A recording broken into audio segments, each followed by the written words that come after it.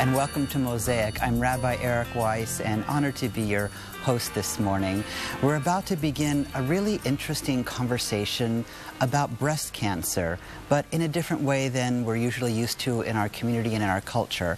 I'd like to introduce you to Woody Weingarten, who's written a very interesting book that's called Roller Coaster: How a Man Can Survive His Partner's Breast Cancer, and also introduce you to Rose Barlow, who's the executive director of an organization called Zero Breast Cancer based out of Marin County. Welcome, Woody and Rose. Thank you. Rose, let's just jump to you real quick and ask you, what is your organization? We're a community-based organization, and we've been dedicated to finding the causes of breast cancer, particularly those in the physical and socioeconomic environment, and to find ways that we can educate the community about risk reduction so that they can help to lower their risk or avoid breast cancer altogether. And so your clientele, so to speak, is both women, men, families, the medical community, the legal community? Correct. Is it broadly based, consumer target base within the context of your mission? It is, but for communities, you could say societies, there isn't one, unfortunately, untouched by breast cancer. So what we're sharing comes out of the research that the scientists are doing, and we're translating it into the community so that they can do something practical with that information. Lovely. And Woody, you have a different perspective. Your wife, Nancy, had breast cancer, and so why don't you just kind of jump in and tell us how you came to write your book? Well, I started by doing a journal when she was in the throes of the treatment, and then I realized shortly thereafter that what I had experienced and what I had to say could help other men in similar positions. And so people journal for different reasons, and that's a very personal kind of experience. But for you, were you someone who kept a journal normally? Was this something that you started to do because of your wife's breast cancer? How did you come to actually write about your experience? I'm a lifelong journalist, professional journalist, but private journals were done erratically throughout my life, sporadically. This one was done out of necessity. It was therapy for me, and so it got very personal and very honest, and that's what the book ends up being. And when did you actually begin to journal? Just when she was diagnosed, the day she was diagnosed.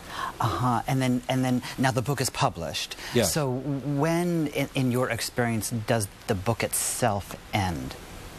Well, it doesn't end because cancer is chronic and it's always there. What the book does is have hope, and there have been 15 books in 15 years written by men about their partner's breast cancer. 14 of them are out of date, I believe, and mine is current. And the fact is that men are the forgotten part of the equation. The wife is threatened, her life is threatened, and so the focus is on her.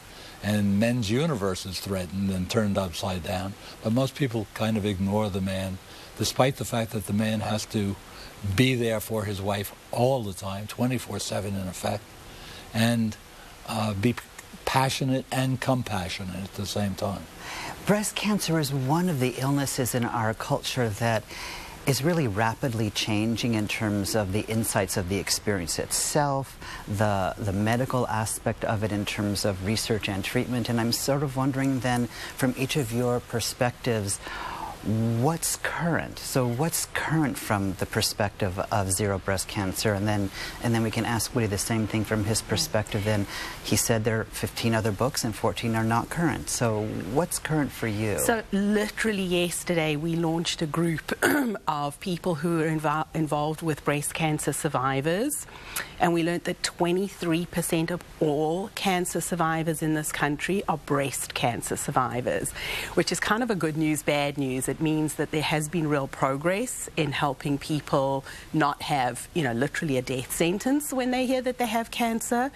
but it leaves a lot of people who still live with greater levels of risk and greater levels of fear about breast cancer recurrence. And so one of the things that Zero Breast Cancer is starting to do is to look at prevention of a second or a reoccurrence of breast cancer, not just prevention of the sort of primary disease. So that really is probably the most up-to-date development that I can share with you. And Woody, from your perspective, what makes your book current, your experience current?